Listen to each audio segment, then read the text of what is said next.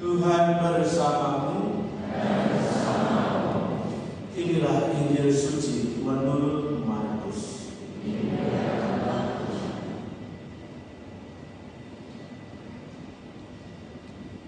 Sekali peristiwa Yesus tiba kembali di tempat asalnya dan murid-muridnya mengikuti Dia.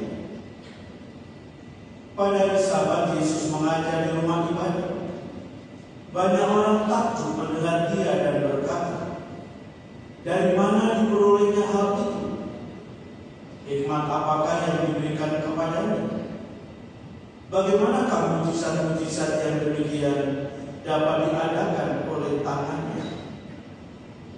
Bukankah Ia ini tukang kayu, anak Maria, saudara Yakobus, Yoses, Yudas, dan Simon? Bukankah saudara-saudara yang perempuan ada di sini bersama-sama dengan kita?" Lalu mereka kecewa dan menolak Dia. Yesus pun berkata kepada mereka, "Seorang nabi dihormati di mana-mana, kecuali di tempat asalnya sendiri, di antara kaum keluarganya dan di rumahnya." Yesus tidak dapat mengadakan satu mujizat pun di sana, kecuali menyembuhkan beberapa orang sakit dengan meletakkan tangannya di atas mereka.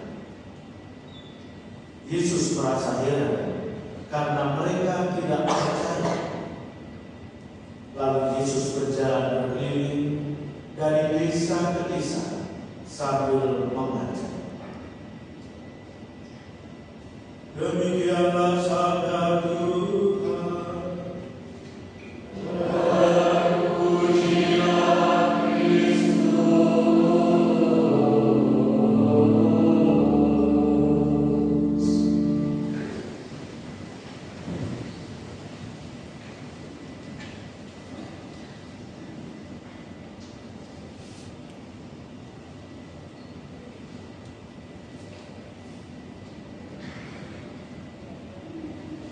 Bapak Ibu, saudara-saudari dalam Tuhan sekalian terkasih,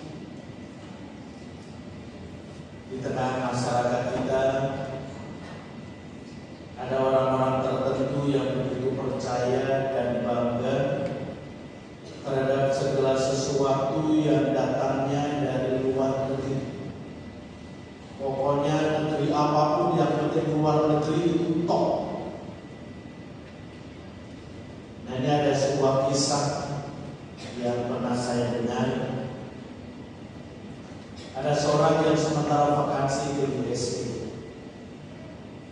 Ya tentu di sana ada banyak tempat yang dikunjunginya, tapi juga satu hal yang tidak dilupakan adalah shopping. Maka banyak belanjaan, dan ketika pulang, ya kopernya penuh dengan belanjaan.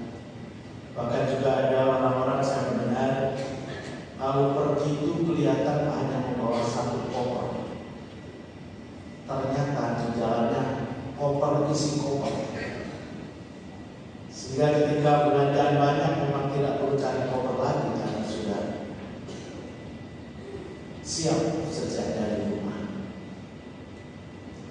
Maka teman-temannya yang menyambut kedatangannya kemudian juga ditunjukkan barang-barang belanjaannya, dan mereka semua terkagum-kagum dan terpesona terhadap apa yang telah dibelinya.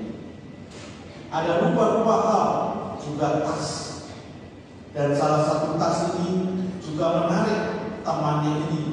Dia begitu kagum, begitu bagus, bahannya bagus, modelnya bagus, pokoknya istimewa.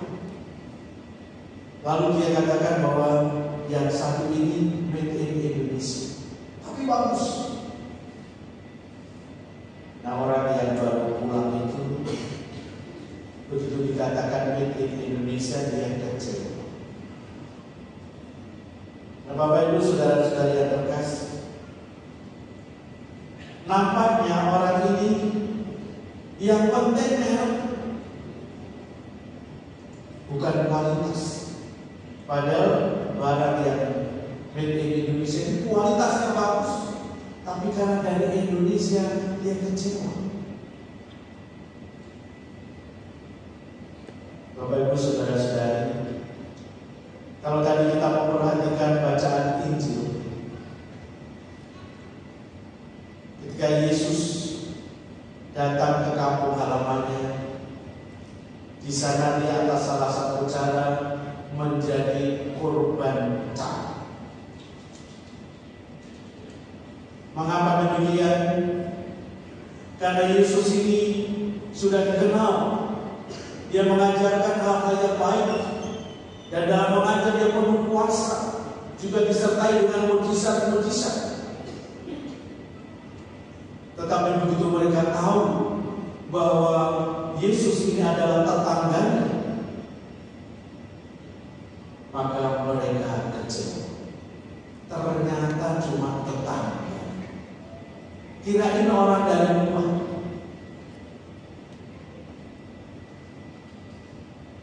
Maka kemudian mereka menolak Yesus.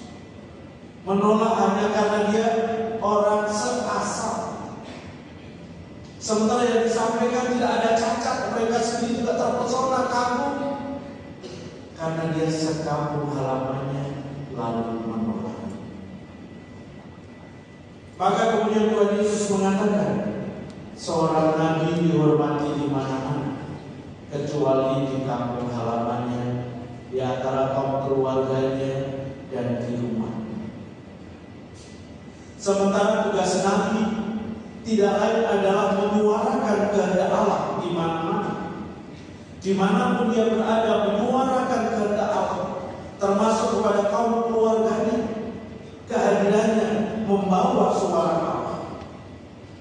Seperti yang terungkap dalam bacaan yang pertama tadi, digambarkan bagaimana Nabi Hezkiel diutus kepada bangsa Israel, yang pada saat itu mereka sementara memberontak, hidup mereka jauh dari kehendak Allah. Hezkiel diutus kepada bangsa yang seperti ini. Secara manusiawi dia merasa berat, tapi dia menyadari tugas dan tanggung jawabnya sebagai seorang nabi. Dia maju terus, tetap menyuarakan kehendak Allah, sehingga ibarat dia itu seorang nabi yang berseru-seru di padang gurun. Kita bisa membayangkan padang gurun, padang belantara yang begitu luas, adanya yang panas, pasir, dan sebagainya, dan jarang ketemu orang. Nah, teriak-teriak di padang gurun, karena apa yang disuarakannya tidak ada yang mendengarkannya. Tetapi Nabi Hezkiel mempunyai keyakinan, minimal mereka tahu bahwa saat ini ada seorang nabi yang sementara berseru-seru, walaupun mereka tidak mendengarkan. Begitu pula yang dialami oleh Tuhan Yesus ketika pulang ke kampung halamannya. Pada hari Sabat dia mengajar di Bait-Allah. Banyak orang mengaguminya, banyak orang terpesona. Tetapi kemudian mereka mempertanyakan, dari mana diperoleh hikmatnya itu? Bagaimana ia bisa membuat mujizat-mujizat? Bukankah dia ini saudara kita, tetangga kita, dan lain sebagainya? Tiba-tiba mereka berubah hanya karena mereka mengenal keluarganya. Mereka mengerti asal usulnya. Mungkin mereka mempunyai pandangan bahwa kalau yang dari luar itu mesti baik,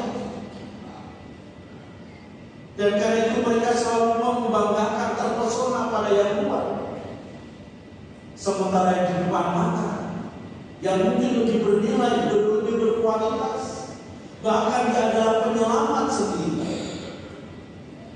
mereka tidak mampu untuk melihatnya. Dan karena itu kemudian Tuhan Yesus tidak bisa membuat banyak mujizat di sana, karena banyak orang tidak percaya. Hanya beberapa orang saja yang disembuhkan dari sakitnya dengan menumpangkan tangan di atas. Nah, Bapak Ibu saudara-saudari dan adik-adik sekalian terkasih, terjadi di mana-mana. Mujizat bisa terjadi pada siapa saja, tanpa memandang bulu, kapan saja.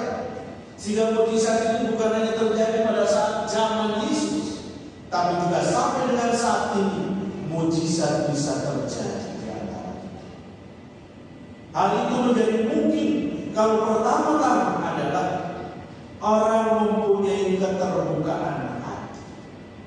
Orang terbuka akan suatu nilai, suatu kebaikan, suatu kebenaran yang datang dari luar, apalagi hal itu datang dari Tuhan. Terbuka untuk menerimanya dengan rendah hati, syukur juga mau menjalankannya. Nah, setelah terbuka untuk menerimanya, tentu tidak lanjutnya adalah percaya akan penyelenggaraannya.